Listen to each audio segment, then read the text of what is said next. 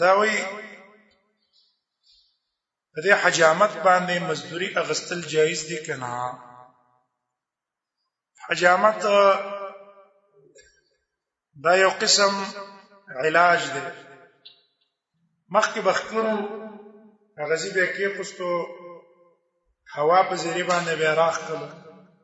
اوس ماشینونه دي، هغه ماشینونه دي دا غي په ذریعہ باندې غزي ته ان راغونډ شي، د په نری پتری باندې اوې دا غي نه ان لاړ شي. دا یو علاج دی، علاجونه. رسول الله صلی الله علیه وسلم دې تم ترغیب ورکړی دی. بعضی امراضو کې دا حجامت کار کوي، لیکن په دې باندې پیسې اغستل وای څنګه دی؟ ډېر وخت سنټري جوړې چی د حجامت الته چې ورشي نتا ته ویاله کا په 200 روپۍ ګلاس ته او په 300 ګلاس ته لږ لږ زبانه به تکي نو بیا ته بل جوړ کی 3000 او 3500 او 4000 او 5000. هغه ته خو یې ګلاس ته نو بیا خو ګلاس هغه ته ولګي چې ترجمه کی مې د غړ شي جوړ شي. هغه پیسې تا نه اخلي. دا اجرت څنګه ده؟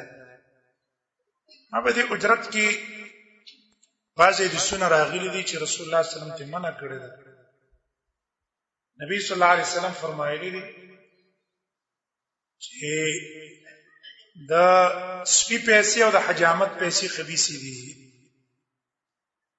خبيث یو ته ویل راغي په بنا باندې بعض علما وایي دا اجرت اغستل مزدوري اغستل جایز نه دي.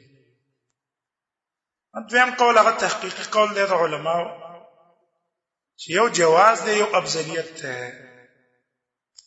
افضل دا ده چې حجامت باندې مزدوري وانه لې چاله کې هم دقه سوال وکړ مزدوري په مالا زیات نه زیات کستا کم کپونه راوړي حق پیسې ته صرف والا خپل مزدوري ته مال ته افضل ده.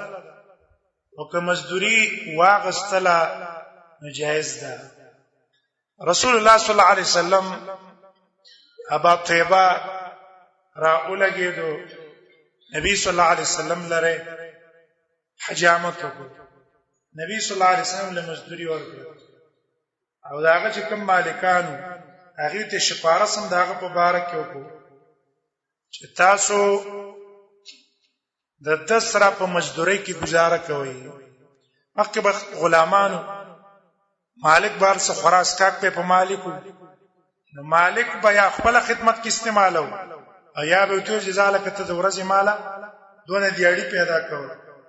نو رسول الله صلی الله علیه وسلم هغه ته شپارس کو چې دا دیاړي په کمه کوي. وای ګوره دا که ناروا وې. رسول الله صلی الله علیه وسلم با